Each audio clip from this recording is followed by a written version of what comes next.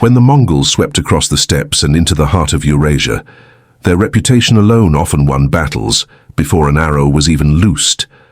Armies fled. Cities opened their gates. Why? Because the Mongols were more than conquerors. They were masters of psychological terror. Behind their astonishing military skill lay something far darker, a catalogue of executions so horrifying that even hardened warriors prayed to die in battle rather than fall alive into Mongol hands. Imagine a walled city in Central Asia. The year is 1220. Smoke from burning villages stains the horizon. Survivors who had surrendered gather in the square, chained, trembling. Everyone knows the Mongols are near, but no one knows who among them will be executed, and by what nightmarish method. Genghis Khan's generals believed that terror was a weapon as sharp as any sword. They perfected the art of making examples, punishing captives in ways that would echo for miles, carried in whispers along caravan routes. We are not talking about simple beheadings or hangings. The Mongol playbook included ways of killing that were so drawn out, so inventive, that death itself often came as a mercy. There was the dreaded death by trampling, where captives were bound and thrown under the hooves of horses, their bones crushed while Mongol warriors rode in formation over their bodies. There was the slow, suffocating felt carpet execution, a technique reserved for nobles and rival leaders, done to avoid spilling royal blood, yet delivering an equally grim fate. In some cases, victims were subjected to methods that mingled ritual humiliation with excruciating pain.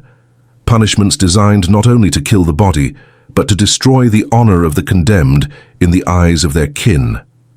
Over the next hour, we're going to open the grim record of these practices. We'll go beyond the legend to explore the real stories, the sieges, the captured kings, the slow deaths in desert camps. But first, to understand why the Mongols embraced such dreadful methods, we need to look at their code of law, the yasa, and the ruthless logic of terror that fueled the greatest land empire the world has ever seen. The Mongols did not invent cruelty, but they refined it into a system, and at the heart of that system was the yasa, the code of laws laid down by Genghis Khan. The yasa was not a long scroll of detailed statutes. It was a set of iron rules, memorized and passed by word of mouth, designed for an empire on horseback, and it had no patience for defiance, disobedience to the Khan treachery during war theft from your own comrades, even the refusal to pay tribute.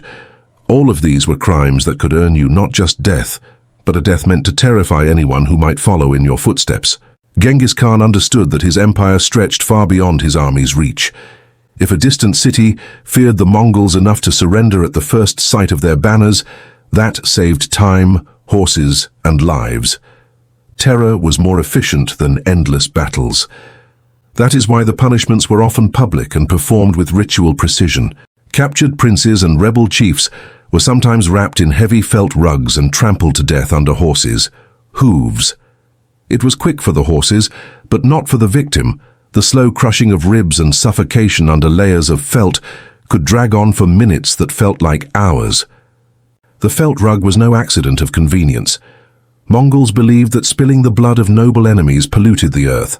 So, suffocating or crushing them preserved the ground's sacred purity, while still breaking the enemy's line of leaders.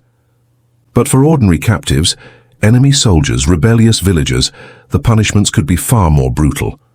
The Mongols were known to bind prisoners hand and foot, toss them into pits, and use them as living platforms for their siege engines or victory feasts. Others were executed in front of their comrades, their deaths drawn out to send a clear message. This is what happens to those who resist. Travelers' accounts from Persian, Russian, and Chinese chroniclers often tell the same story. A city that resisted would be stormed, its defenders slaughtered, and its leaders dragged before the Mongol commander. There, beneath the gaze of survivors and soldiers alike, they were put to death in ways calculated to sap the will to fight. And this was just the beginning. As the Mongol conquest spread westward into Central Asia and Europe, the list of punishments grew even more inventive, each new campaign leaving behind not just ruined cities, but new legends of nightmarish executions. To understand just how far the Mongols were willing to go in the name of terror, We need to follow them into the sieges, where entire populations were sometimes executed, and the punishments devised there still echo in the chronicles of horror. The Mongols were not simply horse raiders who struck and vanished. When they laid siege to a city, it was the beginning of a slow nightmare. Their campaigns moved like a storm across Asia and into Eastern Europe. Cities like Nishapur, Merv, Samarkand, Kiev, names that once rang with wealth and learning, became symbols of what happened to those who dared resist. The Mongol siege often began with an offer. Surrender, pay tribute, open your gates and you will be spared. It was not always an empty promise. Cities that surrendered quickly were sometimes left standing, but those that refused, their fate became a lesson carved into the memories of neighboring towns. Chroniclers describe the dread as the Mongol siege engines rolled up. Massive catapults, movable towers, flaming arrows that turned night into day. The defenders might last days, sometimes weeks, but when the walls finally fell, the horror truly began. In some places, Mongol commanders ordered that the entire male population above a certain age be executed. Soldiers were lined up and cut down in waves, but this was not always done swiftly. Survivors told of being driven outside the city gates, forced to kneel as Mongol soldiers passed among them with bows, sabers, or iron rods. There were more chilling stories still. Prisoners buried alive beneath the foundations of new walls or towers, both as punishment and as a grim sort of offering to the spirits to bless the new conquest. At Nishapur in 1221, after a Mongol prince was killed in battle, the vengeance that followed became legendary. Chroniclers claimed that after the walls fell, the Mongols slaughtered every man, woman, and child in the city. Some say more than 100,000 souls, though exact numbers will never be known. What matters is the terror that story spread across the region. But the Mongols were not satisfied with mass killings alone. They understood the power of ritualized execution.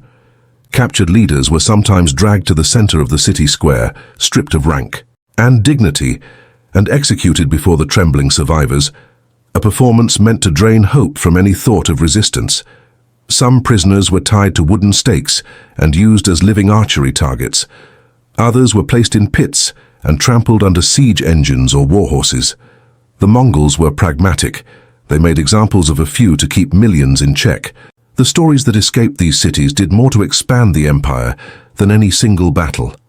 As word of these punishments spread, towns and kingdoms hundreds of miles away often surrendered without a fight, hoping to avoid the fate of those who had resisted. The Mongols had turned execution into a weapon more powerful than their bows. By the time they swept into Europe, their reputation for inventive terror had already crossed mountains and rivers, riding ahead of them like a dark herald. If the Mongols were merciless to cities that resisted, they were far worse to those they considered traitors. To the empire of Genghis Khan and his heirs, betrayal was the ultimate sin, not merely a crime against the ruler, but a stain on the order of the world. The punishment for such disloyalty was meant to erase the offender from memory itself. One infamous method was smothering under a felt carpet. Mongols believed that spilling noble blood on the earth could bring a curse, so they found a way to kill without shedding it. The condemned would be thrown to the ground, covered with a heavy felt rug or a thick carpet, and then trampled beneath the feet of soldiers or horses until the life was crushed out of them. Chroniclers recorded that even high-ranking Khans who fell out of favor were dispatched in this fashion. The absence of blood made it, in the Mongols' eyes, a cleaner, almost ritualistic execution, though for the victim it was a slow, suffocating death. Another dreaded punishment was being sealed alive in a wooden box or an iron cage. These boxes were sometimes displayed at the gates of the camp, a warning to all who passed. The victims inside would die slowly, from thirst, hunger, or exposure, while those who saw them were reminded what treachery brought. For some offenders, particularly rebels and captured rulers of enemy states, the Mongols devised even harsher ends. There are accounts of victims being boiled alive in great iron cauldrons or roasted over slow fires, punishments chosen not only to kill, but to unmake the person as a symbol. The Mongols' leaders believed such fates were necessary to maintain order among their vast, scattered conquests. Soldiers who deserted, or generals who disobeyed, might themselves be executed alongside their families, driven into open fields to be cut down before their comrades. a reminder that loyalty to the Khan was not optional. Some stories from the chronicles describe whole noble families trampled beneath herds of horses, a brutal image meant to strip away both life and dignity. Others tell of enemy princes who were chained and used as human footstools for Mongol chiefs before being put to death. What made these punishments so terrifying was not only their cruelty, but their certainty. The Mongols rarely threatened, they acted. A whisper of rebellion could be enough to bring the executioners. These were not acts of random savagery. To the Mongols, each killing was a message. Obedience brings life. Disobedience brings a death worse than the sword. It was an early form of psychological warfare designed to hold an empire together by terror. Yet the Mongols did not confine their cruelty to traitors and rulers. When they wanted to crush the spirit of a newly conquered people, they sometimes chose victims at random, not for what they had done, but for what their deaths would mean to those who watched. The Mongols understood something that many conquerors before them had missed. Killing a few could frighten millions. Wherever they went, their executions were not merely punishments, they were performances, carefully staged to plant dread in the hearts of everyone who saw or heard of them. After a city resisted, the Mongols often began by selecting a handful of prisoners, the most defiant soldiers, the city's leaders, sometimes the priests, and killing them in the most horrific ways imaginable in full view of the survivors. Contemporary Persian chroniclers tell of cities where the chosen victims were crushed beneath massive millstones, turned by oxen while the townspeople were forced to watch. The groans of the dying mingled with the creak of the grinding stones, a haunting sound meant to break the will of anyone who might dare resist again. In other cases, prisoners were bound together and used as human shields at the front of Mongol assaults. Captives were driven forward under arrows and stones. Those who survived the battle were executed afterward, their bodies left where they fell, a warning to all who approached. Sometimes the Mongols took whole groups, men, women, and even children, and executed them by trampling beneath horses, a spectacle of thunderous hooves and dust that left no doubt about the fate of the conquered. At Samarkand and Nishapur, chroniclers claim the Mongols killed so many people that the rivers reportedly ran red for days. While some numbers in medieval accounts are exaggerated, the psychological effect was real. Survivors fled from the Mongols' approach, carrying tales that magnified the terror even further. The Mongols also had a cold logic. By executing leaders and elites in public, they decapitated resistance before it could organize. The message was simple. The moment a city fell, its ruling class would be wiped out, and anyone else who disobeyed would follow. Perhaps the most dreaded of these displays were the mounds of skulls. In some conquered cities, the Mongols built great pyramids of severed heads outside the gates, grim monuments that greeted travelers and caravans for years. The mass killings were never random. They were part of a calculated policy of terror as a tool of empire. A single brutal example in one city often spared the Mongols from having to fight a dozen others. News of these atrocities traveled faster than their armies, softening resistance before the soldiers even arrived. Yet behind this ruthless efficiency lay a chilling truth.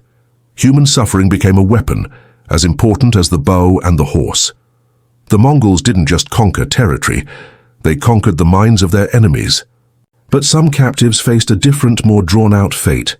Ritualized tortures that went beyond battlefield killings, reserved for those the Mongols saw as particularly hated or dangerous. If the Mongols used mass slaughter to terrify entire cities, their treatment of certain captives was far more personal and far more terrifying. High-ranking enemies, traitors, or those who had insulted Mongol envoys often faced prolonged ritualized executions. These were not the chaotic killings of battle, but deliberate acts designed to display Mongol dominance and to warn others never to repeat the condemned person's defiance. One of the most notorious fates was crushing without shedding blood. According to the Yasa, the Mongols' customary law, spilling the blood of noble captives was often forbidden. Instead, victims were placed under wooden boards or mats, and horses or soldiers pressed down until bones broke and breath ceased. It was not quick. Accounts speak of ribs snapping one by one, of muffled screams as the air was slowly forced from the chest. Another feared punishment was asphyxiation beneath felt or rawhide, The condemned might be wrapped in heavy layers of animal skin, then trampled or suffocated. This gruesome method honored the letter of the law. No blood was spilled, but inflicted agonizing pain. For spies and those accused of treachery, the Mongols often used prolonged starvation and exposure. Captives were tied to posts on the steppe, with nothing but the vast empty plains around them. By day the sun burned, by night freezing winds scoured their skin. Death might take days, and nomads passing by would witness the horror. Chroniclers also describe a punishment sometimes reserved for rebel leaders, boiling alive. Though rare and often exaggerated in later legends, several sources recount prisoners lowered into cauldrons of water or oil, their screams echoing across the camp. Even the rumor of such a death was enough to paralyze resistance. Perhaps most dreaded of all was the slow death of impalement. Captives were forced down upon a sharpened stake driven into the ground. Gravity and the weight of the victim's body did the rest. Death could take hours, even a full day, and the sight of such suffering was intended to burn itself into the memories of all who saw it. These punishments were not used indiscriminately. They were reserved for those whose defiance or betrayal the Khans wished to make an unforgettable lesson. The Mongols understood that such spectacles could spread fear across entire regions more effectively than any army patrol. Yet the cruelty of these acts also reveals a paradox. A people often admired for their discipline, their organization, and their vast empire also relied on some of the most savage methods of control in world history. As their empire expanded westward into the Islamic world and Europe, stories of these tortures, whether wholly true or sometimes embellished, spread faster than the Mongols themselves. As the Mongol conquests rolled westward, it was often not the clash of swords, but the dread of what awaited after defeat that broke the will of cities and kingdoms. News of what happened to captured towns, the piles of skulls at Nishapur, the river of blood at Urgench, the mass executions at Merv, spread on the tongues of terrified refugees and wandering merchants. Long before the thunder of hooves reached a city's gates, people had already begun to pack their belongings and flee. Chroniclers across Asia and Europe noted this phenomenon. In Persia, whole communities abandoned walled towns and hid in mountains or deserts, hoping to escape the fate of their neighbors. In the Russian steppe, some princes burned their own villages to keep them from falling into Mongol hands. The fear of Mongol punishment was as potent as the armies themselves. This psychological warfare was deliberate. Mongol commanders understood that breaking morale could save them months of bloody siege. A city that surrendered at the first sight of the approaching army spared itself the fate of annihilation, and saved Mongol lives as well. But if it resisted, the consequences were catastrophic. A single horrific spectacle could become a weapon in itself. The execution of a rebellious governor by slow crushing, displayed before his people, could make an entire region bow without further resistance. The Mongols exploited this effect with chilling efficiency. Even in distant Europe, where Mongol armies never penetrated far beyond Poland and Hungary, rumors of their methods haunted the imaginations of kings and peasants alike. Chronicles told of captives being skinned alive, of boiling cauldrons, of children trampled beneath horses. Some accounts were exaggerated, but they served the Mongols' purpose, to terrify without lifting a sword. In this way, the Mongols reshaped medieval warfare. Before them, sieges could drag on for years. After them, entire cities sometimes surrendered without a fight. Their reputation became a force multiplier, a weapon that moved faster than their cavalry, and crushed resistance before it could form. Yet this climate of fear also sowed seeds of long-term resistance. Stories of atrocities hardened the resolve of future enemies. In the decades that followed, Crusader knights, Mamluk sultans, and even distant European monarchs began to unite against what they saw as a tide of unstoppable barbarism. The Mongols had achieved their empire in part by weaponizing terror, but that same terror also gave birth to alliances and counter-campaigns that eventually checked their advance. Even after the Mongol Empire began to fracture in the late 13th and 14th centuries, the shadow of their terror lingered. The brutal methods they employed were no longer witnessed firsthand, but the stories lived on, passed from one generation to the next. In medieval chronicles from Europe to the Middle East, Mongol cruelty became almost legendary. Travelers' tales often mixed truth with exaggeration. Executions that had happened decades earlier were retold with even more gruesome details. It wasn't uncommon for chroniclers to claim that Mongols could level entire cities overnight, or that they feasted beside burning pyres of their enemies. These accounts served a purpose. For communities that had once lived under Mongol rule, the tales were a reminder of suffering and humiliation. For those who had never faced the Mongols, the stories acted as cautionary warnings. Resist invaders at your peril. The Mongols themselves had vanished as a conquering force, but their reputation remained a weapon, shaping political decisions and cultural memories long after their armies were gone. In some regions, particularly in China and Central Asia, the Mongol rulers who came after Genghis Khan eventually softened their image. They adopted local customs, built cities, and encouraged trade. Yet even there, whispers of the old punishments endured, the image of the unstoppable horseman who had once turned rivers red with blood. Modern historians believe that while Mongol executions were undeniably brutal, many of the more sensational accounts, the rivers of boiling oil, the endless pyramids of skulls, were amplified by terrified witnesses or by later writers who had never seen a Mongol army. Fear itself had magnified the facts, but the psychological impact of those stories cannot be overstated. Even centuries later, European maps often depicted the steppes as a land of monstrous horsemen, and folklore in Persia and Russia spoke of the Mongols as if they were demons unleashed upon the world.